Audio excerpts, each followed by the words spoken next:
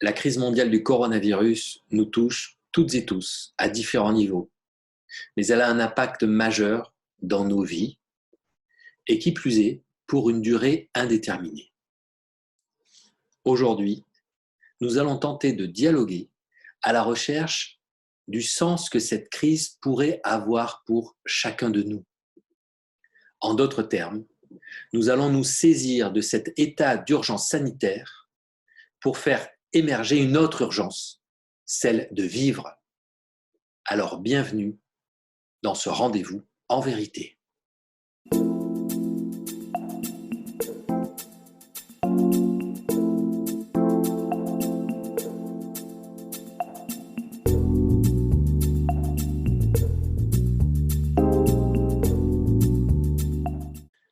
Alors Christophe, pour amorcer cette série de dialogues, j'aimerais commencer par une première question en lien avec les limitations et les contraintes que nous vivons, toutes et tous, que ce soit en termes de travail, en termes d'interaction sociale, en termes d'activité, et au-delà ou à partir de cette morosité ambiante, des messages à travers les médias, et d'un avenir où les contraintes semblent devenir de plus en plus importantes, avoir un impact de plus en plus fort dans nos vies, y a-t-il de quoi se réjouir de ce que nous sommes en train de vivre? Alors, je ne dirais pas que, l'ambiance qui règne autour de nous soit entièrement morose. Je dirais, que l'ambiance qui règne autour de nous et dans cette crise est une ambiance un peu mélangée, puisqu'on peut y déceler à la fois effectivement beaucoup de peur, parfois de la panique, parfois des comportements quelque peu irraisonnés ou irrationnels.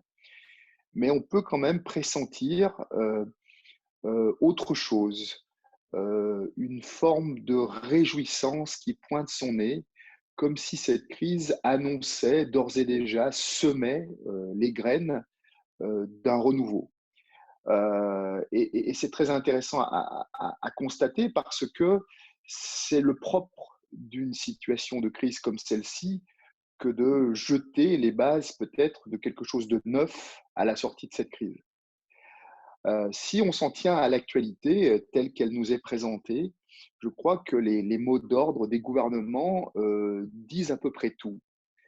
Et les mots d'ordre des gouvernements sont de trois natures. La première chose, c'est de déclarer l'état d'urgence. La deuxième chose, c'est de se confiner, de s'isoler, de se distancier. Et la troisième chose, c'est de maintenir les activités essentielles.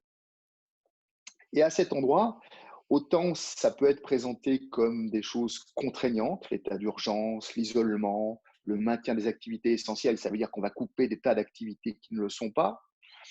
Mais en même temps, on pourrait tout à fait traduire ces trois mots d'ordre pour chacun d'entre nous et se poser la question de savoir quel est notre état d'urgence. Autrement dit, nous devons, je crois, grâce à cette crise, nous mettre en état d'urgence. Qu'est-ce que ça veut dire? Ça veut dire qu'enfin, nous allons nous préoccuper de nos vraies urgences dans la vie.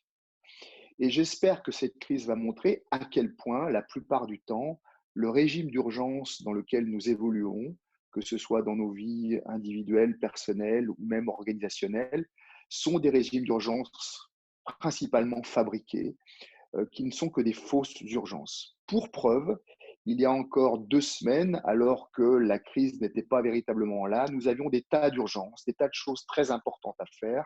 Et tout d'un coup, toutes ces choses tombent les unes après les autres et rebrassent la carte des priorités.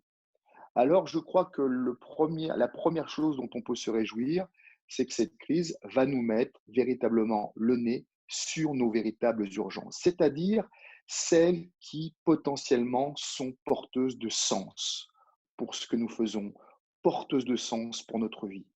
Et le premier mot d'ordre que chacun devrait décréter pour soi-même, c'est quelle est mon urgence, quel est mon essentiel. Si on prend le deuxième mot d'ordre des gouvernements, c'est s'isoler, se confiner, se distancier. Alors ça, c'est absolument extraordinaire, c'est-à-dire que le gouvernement nous force à nous arrêter et à prendre du recul.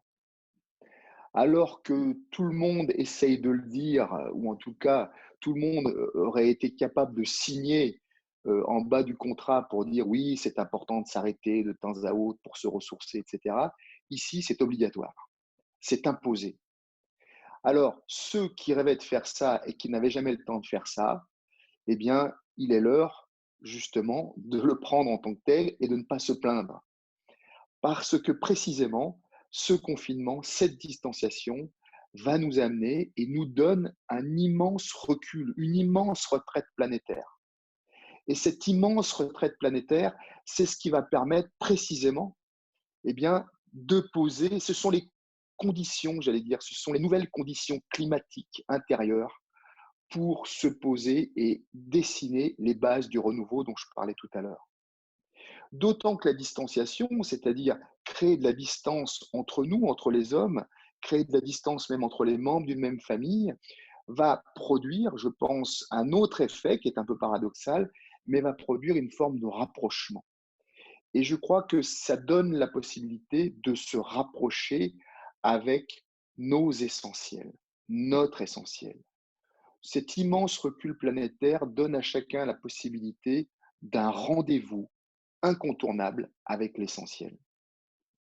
Et ça m'amène au ce troisième mot d'ordre, qui est le troisième mot d'ordre des gouvernements, c'est maintenir les activités essentielles. Alors oui, maintenir les activités essentielles à l'extérieur, maintenir les services de santé, maintenir les pharmacies, maintenir les épiceries, oui.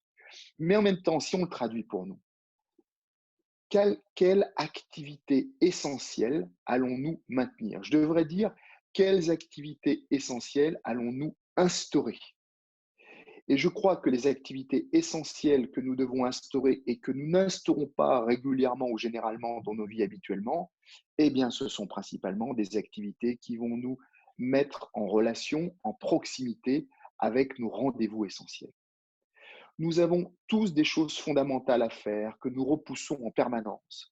Nous avons tous des rendez-vous que nous aimerions tellement honorer, que nous aurions tellement aimé honorer jusqu'alors.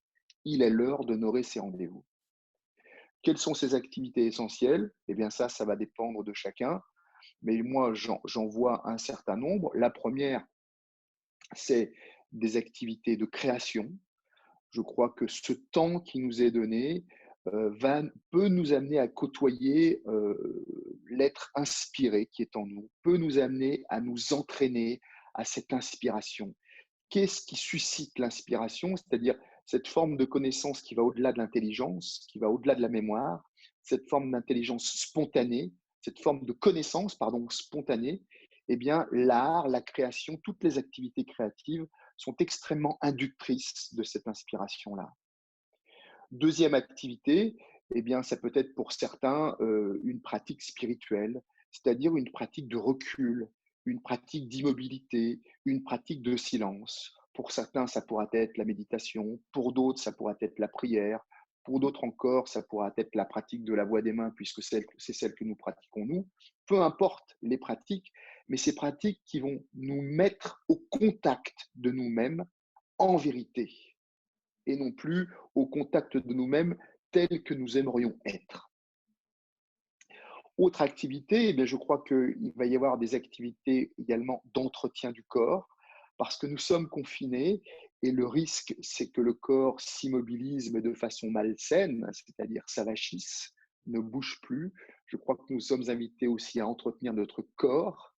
Et ces activités physiques, donc, sont des activités qui sont consacrées au corps. Les activités spirituelles sont des activités qui sont consacrées à l'âme. Les activités d'élévation, de prière, pardon, sont des activités qui sont consacrées au cœur. Et puis la prière, la méditation peuvent être des activités consacrées à l'âme. Donc je crois que nous avons à trouver ce triptyque d'activités qui suscitent le corps, qui suscitent le cœur et qui suscitent l'âme. Le confinement, l'isolement, l'état d'urgence, c'est ça. Et je crois que c'est ce que nous apprend et c'est ce à quoi nous invite cette crise. Et voilà pourquoi on peut s'en réjouir. Alors, toutes les initiatives de solidarité, toutes les initiatives, regardez, tous les artistes sur Facebook partagent de façon spontanée des chants, des chansons, des morceaux de musique. Regardez comment cette crise suscite déjà la transmission de créativité, comment cette crise suscite déjà la solidarité, l'aide, et d'une certaine façon, suscite une forme d'élévation. Alors en attendant, Christophe, je te dis à très bientôt pour la suite de cet entretien, pour chercher, proposer du sens à ce que nous traversons. Alors à très bientôt.